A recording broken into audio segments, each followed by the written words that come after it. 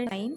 आज दिनांक 11 मई दिन मंगलवार को सामाजिक विज्ञान के उप विषय इतिहास में हम फ्रांस की क्रांति नामक पाठ का अध्ययन कर रहे थे, जिसमें आज हम बहुविकल्पीय प्रश्नों करने के साथ इस अध्याय को पूरा कर लेंगे। तो बहुविकल्पीय प्रश्नों की श्रृंखला में पहला प्रश्न है, the spirit of the laws किसकी रचना है? तो सही उत्तर होगा मॉन्टेस्क्यू। द सोशल कॉन्ट्रैक्ट किसकी रचना है? किसकी रचना है? तो रूसो की। लुई 16वां फ्रांस की राजगद्दी पर किस वर्ष बैठा था? तो सन 1774 ईस्वी में। क्रांति के समय फ्रांस का राजा कौन था? तो क्रांति के समय फ्रांस का राजा लुई 16वां था। प्रश्न नंबर 5 है,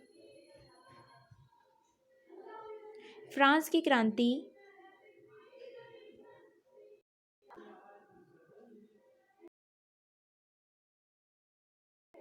कब प्रारंभ हुई थी? तो सही उत्तर होगा 1789 को। का क्या नाम था? Status general. Most important question है। फ्रांस की प्राचीन संसद का क्या नाम था? Status general. प्रश्न नंबर 7 है, फ्रांस की क्रांति का तात्कालिक कारण क्या था? तो सही उत्तर होगा स्टेटस जनरल का अधिवेशन। प्रश्न नंबर 8 है, एंटोनेट कौन थी? लुई 16वें की पत्नी। अगला प्रश्न है, बास्तील का पतन कब हुआ?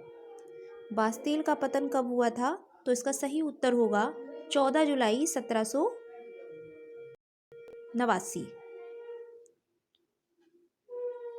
प्रश्न नंबर 10, राजतंत्र का अंत करके फ्रांस को गणतंत्र कब घोषित किया गया? तो सही उत्तर होगा 10 सितंबर 1789 ईस्वी को। रूसो कौन था? तो रूसो एक महान दार्शनिक थे। फ्रांस में आतंक के शासन का संस्थापक कौन था? तो मिराबो। ये भी इंपॉर्टेंट क्वेश्चन है, ध्यान रखेंगे आप। क्लास में भी एक बार चर्चा हुई थी जब हम प्रमुख व्यक्तियों की बात कर रहे थे।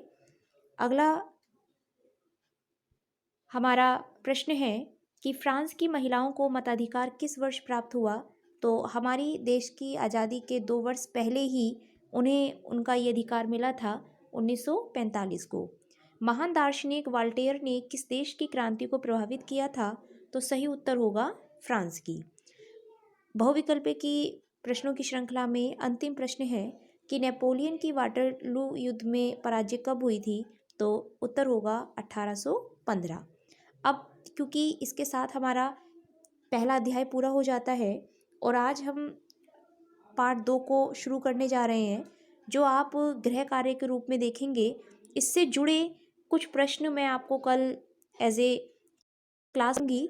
तो अभी तो मैं आपको यहाँ रीडिंग और जो लाइन इंपॉर्टेंट है उसको बाकायदा मैं आपको बता दूंगी, लेकिन हाँ, ये पार्ट जितना है वो आपको ध्यान से पढ़ना है।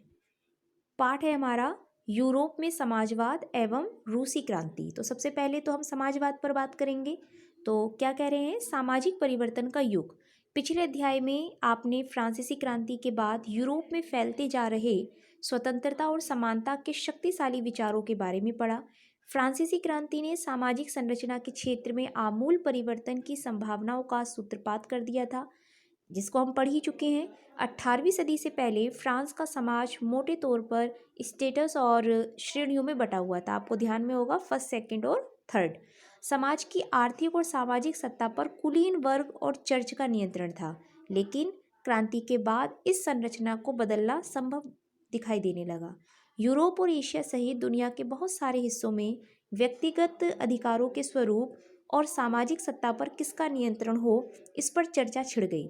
भारत में भी राजा राममोहन रॉय और डेरोजियो ने फ्रांसीसी क्रांति के महत्व का उल्लेख किया। तो ये दोनों नाम आपको याद रखने हैं कि हमारे देश के बड़े ही महान समाज सुधारक राजा राममोहन राय ने इस क्रांति का उल्लेख किया। और भी बहुत सारे लोग क्रांति के बाद यूरोप की स्थितियों के बारे में चल रही बहस में कूद पड़े, मतलब सब अपनी तरफ से तर्क देने लगे। आगे चलकर उपनिवेशों में घटी घटनाओं ने भी इन विचारों को एक नया रूप प्रदान करने में योगदान दिया, मगर यूरोप में भी सभी लोग आमूल समाज परिवर्तन के पक्ष में नहीं थे, क्योंकि जिस वर्ग को सब सुविधाएं मिली हुई थी वो नहीं चाहता था कि वो सुविधाएं किसी अन्य वर्ग को भी मिल पाए। तो ये बात सामने आ रही थी। इस सवाल पर सबकी अलग अलग राय थी। बहुत सारे लोग बदलाव के लिए तो तैयार थे, लेकिन वे चाहते थे कि यह बदलाव धीरे धीरे हो। एक खेमा मानता था कि समाज का आमूल पुनर्गठन जरूरी है। कुछ रूढ़िवादी, जिसको कंजर्वेटिव कहते हैं, तो कुछ उदारवादी यानी लिबरल थ्योरी को अपनाते थे। तो यहाँ पर दोनों बातें ध्यान रखिएगा कि रूढ़िवादी यानी कंजर्वेटिव वो ऐसे लोग जो पुरानी परंपराओं को छोड़ना नहीं चाहते, और उदारवादी जो लिबरल किस्म के होते हैं, जो नई चीज़ों को अगर वो अच्छी हैं तो उनको अपनाने के लिए तैयार रहते हैं। इसके बाद आपका एक परिवर्तनवादी रेडिकल समाधानों के पक्ष में थे। वो चाहते थे जो समस्याएं हो रही हैं उनका समाधान होना चाहिए। उस समय के संदर्भ में इन शब्दों का क्या मतलब था, राजनीति की इन धाराओं में क्या फर्क थे और कौन कौन सी बातें थीं जो समान थीं, यहाँ हमें ध्यान रखना है कि इन शब्दों का अर्थ काल और परिवेश में एक ही नहीं होता। इस अध्याय में हम 19वीं शताब्दी की कुछ महत्वपूर्ण राजनीतिक परंपराओं का भी अध्ययन करेंगे और देखेंगे कि उन्होंने परिवर्तन के संदर्भ में क्या असर डाला। इसके बाद हम एक ऐसी ऐतिहासिक घटना पर अपना ध्यान केंद्रित करेंगे जिसमें समाज के रेडिकल पुनर्गठन का एक गंभीर प्रयास किया गया। रूस में हुई क्रांति के फलस्वरूप समाजवाद 20वीं सदी का स्वरूप तय करने वाले सबसे महत्वपूर्ण और शक्तिशाली विचारों की श्रृंखला का हिस्सा बन गया। अब 3 शब्द आपने देखे, उदारवादी, रेडिकल और रूढ़िवादी। रेडिकल वही परिवर्तनवादी। तो समाज परिवर्तन के समर्थकों में एक समूह उदारवादियों का था। उदारवादी ऐसा राष्ट्र चाहते थे जिसमें सभी धर्मों को बराबर का सम्मान और जगह मिले। शायद आप जानते होंगे कि उस समय यूरोप में देशों में प्राय किसी एक धर्म को ही ज्यादा महत्व दिया जाता था। ब्रिटेन की सरकार चर्च ऑफ इंग्लैंड का समर्थन करती थी। ऑस्ट्रिया और स्पेन कैथोलिक चर्च के समर्थक थे। उदारवादी समूह वंश आधारित शासकों की अनियंत्रित सत्ता के भी विरोधी थे। वे सरकार के समक्ष व्यक्ति मात्र के अधिकारों की रक्षा के पक्षधर थे। उनका कहना था कि सरकार को किसी के अधिकारों का हनन करने या उन्हें छीनने का अधिकार नहीं दिया जाना चाहिए। यह समूह प्रतिनिधित्व पर आधारित एक ऐसी निर्वाचित सरकार के पक्ष में था जो शासकों और अफसरों के प्रभाव से मुक्त और सुप्रशिक्षित न्यायपालिका द्वारा स्थापित किए गए कानूनों के अनुसार शासन कार्य चलाए। पर यह समूह लोकतंत्रवादी यानी डेमोक्रेट नहीं था। ये लोग सार्वभौमिक वयस्क मताधिकार यानी सभी नागरिकों को वोट का अधिकार देने के पक्ष में नहीं थे। उनका मानना था कि वोट का अधिकार केवल संपत्तिधारियों को ही मिलना चाहिए। इसके विपरीत रेडिकल समूह के लोग ऐसी सरकार के पक्ष में थे जो देश की आबादी के बहुमत के समर्थन पर आधारित हो। इनमें से बहुत सारे लोग महिला मताधिकार आंदोलन के भी समर्थक थे। उदारवादियों के विपरीत ये लोग बड़े जमींदारों और संपन्न उद्योगपतियों को प्राप्त किसी भी तरह के विशेषाधिकारों के खिलाफ थे। वे निजी संपत्ति के विरोधी नहीं थे, लेकिन केवल कुछ लोगों के पास संपत्ति के संकेंद्रण का विरोध जरूर करते थे।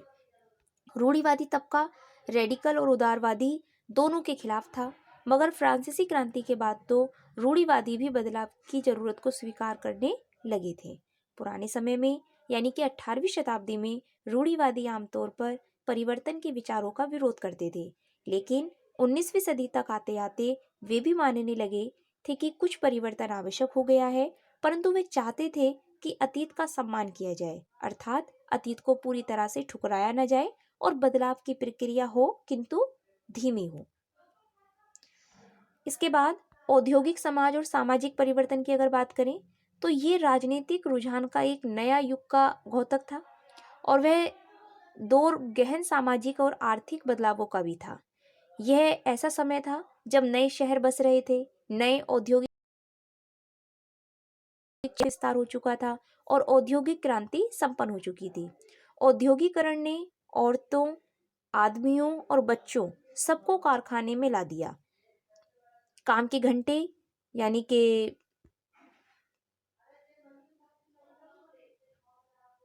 पहले बहुत लंबे हुआ करते थे, मजदूरी बहुत कम होती थी, बेरोजगारी की समस्या सभी के साथ जुड़ी थी। औद्योगिक वस्तुओं की मांग में गिरावट आ जाने पर तो बेरोजगारी और भी ज्यादा बढ़ गई। शहर तेजी से बसने और फैलने जा रहे थे, इसीलिए आवास और साफ सफाई का काम भी मुश्किल होता जा रहा था। उदारवादी और रेडिकल दोनों ही इन समस्याओं का हल खोजने की कोशिश कर रहे थे। रेडिकल वही परिवर्तनवादी। इसके बाद लगभग सभी उद्योग व्यक्तिगत स्वामित्व में थे। बहुत सारे रेडिकल और उदारवादियों के पास भी काफ़ी संपत्ति थी। उनके यहाँ बहुत सारे लोग नौकरी करते थे। उन्होंने व्यापार या औद्योगिक व्यवसायों के जरिए धन दौलत इकट्ठा की थी। इसलिए वे चाहते थे कि इस तरह के प्रयासों को ज़्यादा से ज़्यादा बढ़ावा दिया जाए। उन्हें लगता था कि अगर मजदूर स्वस्थ हो और नागरिक पढ़े लिखे हों तो इस व्यवस्था का भरपूर लाभ लिया जा सकता है। ये लोग जन्मजात मिलने वाले विशेषाधिकारों के विरुद्ध थे। व्यक्तिगत प्रयास, श्रम और उद्यमशीलता में उनका गहरा विश्वास था। उनकी मान्यता थी कि यदि हरेक को व्यक्तिगत स्वतंत्रता दी जाए, गरीबों को रोजगार मिले और उनके पास पूंजी है, उन्हें बिना रोक टोक काम करने का मौका दिया जाए, तो समाज तरक्की कर सकता है।